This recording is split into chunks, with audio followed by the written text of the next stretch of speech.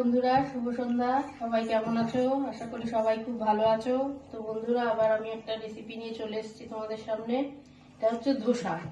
ধোসা তো মশলা ধোসা তো সবাই বানায়, কিন্তু আমি আজকে যেভাবে বানাচ্ছি, আমি এই ডাল চালটা কিন্তু পিষে দুদিন রেখে দিইনি, আমি আজকেই পিষেছি এবং আজকেই বানাচ্ছি। এই দেখো, তার জন্য এই যে ব্যাটারটা আমি নিয়েছি বিউলির ডাল আর চালের, তার মধ্যে আমি দই মিশিয়ে দিয়েছি, কিছুটা টক দই দিয়ে। এবার আমি কি করব, এবার এই যে ইনো দেব,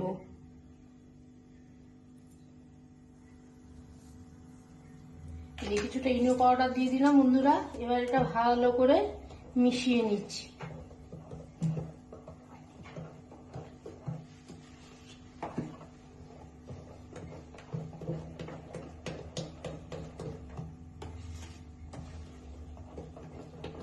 এবার দেখো বন্ধুরা, আমি এই ব্যাটারটা এবার এই ধোসা তাওয়াটার উপরে দিয়ে দিচ্ছি।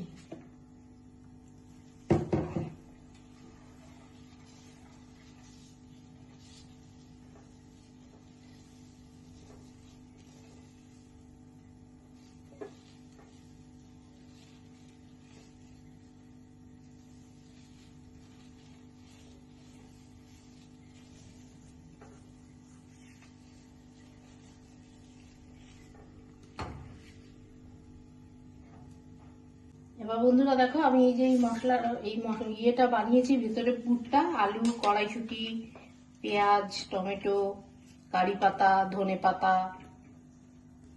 দিয়ে এটা আমি দিয়ে দিলাম এবার ধোসার মাঝখানে।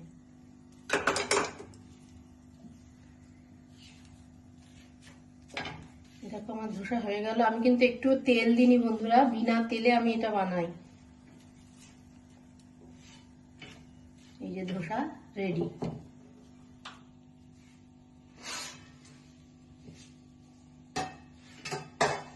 ব্যাস, যে বন্ধুরা আমার মশলা ধোসা আর হচ্ছে বাদামের চাটনি রেডি।